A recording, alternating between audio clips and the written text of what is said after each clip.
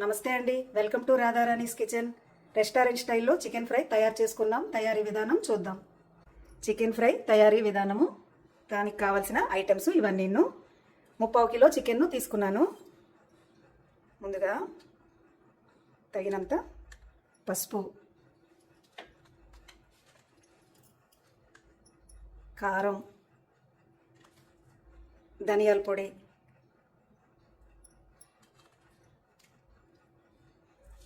Salt. Chicken ఎంత అన్నది చూసుకొని దాని ప్రకారం మీరు వేసుకోండి.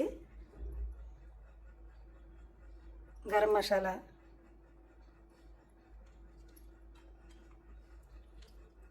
అల్లం వెల్లుల్లి పేస్ట్, పెరుగు ఈ మాత్రం కప్పు వేసుకుని బాగా కలుపుకోవాలి. ఇలా అన్నిటినీ బాగా కలిసేలా కలుపుకొని 1 గంట అలా నాననివ్వండి. తగినంత ఆయిల్ని వేసుకుంటున్నాను. ముందుగా గంట ముందు నానబెట్టుకున్నాను కదా చికెన్ని, ఈ చికెన్ని బౌల్లో వేసుకుని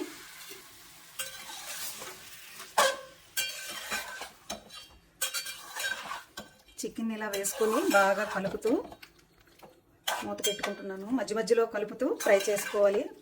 ఒక పావు గంటలో ఫ్రై అయిపోతుందండి.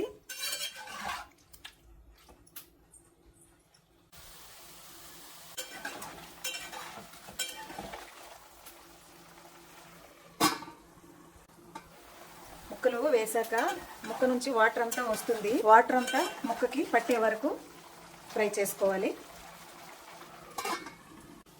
ఫ్రై అయిందో లేదో చూద్దాం. ఫ్రై అయిపోయిందండి. ఇలా కనుక ముందు మనం ముక్కల్ని బాగా ఫ్రై చేసుకున్నామంటే ముక్క కూడా నీచు వాసన రాకుండా బాగుంటుంది. ఫ్రై అయిపోయింది. వాటిని తీసి పక్కన పెట్టుకుంటున్నాను. తగినంత ఆయిల్ వేసుకుని ఆనియన్స్ వేసుకుంటున్నాను.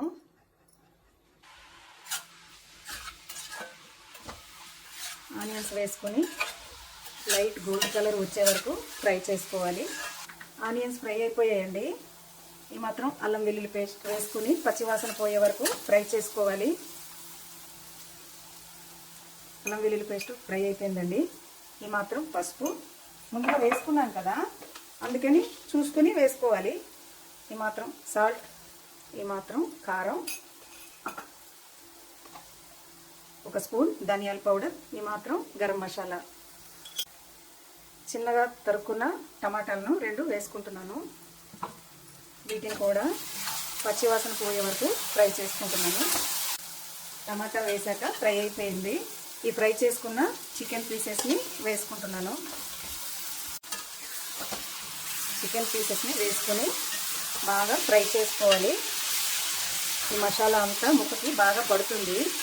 టేస్ట్ చాలా బాగుంటుంది ఈ ఫ్రై. మీరు కూడా ఒకసారి తప్పకుండా ట్రై చేయండి. చిన్నపిల్లలకు కూడా చాలా నచ్చుతుంది. ఒక 10 నిమిషాలు మధ్య మధ్యలో కలుపుతూ ఇలా ఫ్రై చేసుకోండి.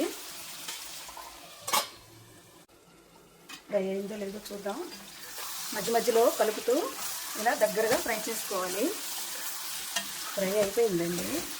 చూడండి ఎంత బాగా వచ్చిందో.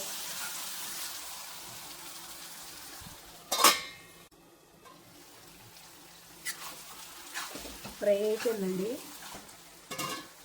కర్రీ లీవ్స్, పచ్చిమిర్చి, కొత్తిమీర వేసుకుని బాగా కలుపుకోవాలి. స్పెషల్ చికెన్ ఫ్రై అండి. టేస్ట్ చాలా బాగుంటుంది. ముక్క కూడా చాలా సాఫ్ట్గా వస్తుందండి. చూడండి ఉడికిందో లేదో చూడడానికి ఇలా చెక్ చేసుకోవచ్చు. చూడండి ఇలా స్పూన్తో ముక్క కట్ అయింది. అంత సాఫ్ట్గా వచ్చింది. చూసారా? తయారైపోయిందండి special chicken fry. Stove off చేసుకుంటున్నాను.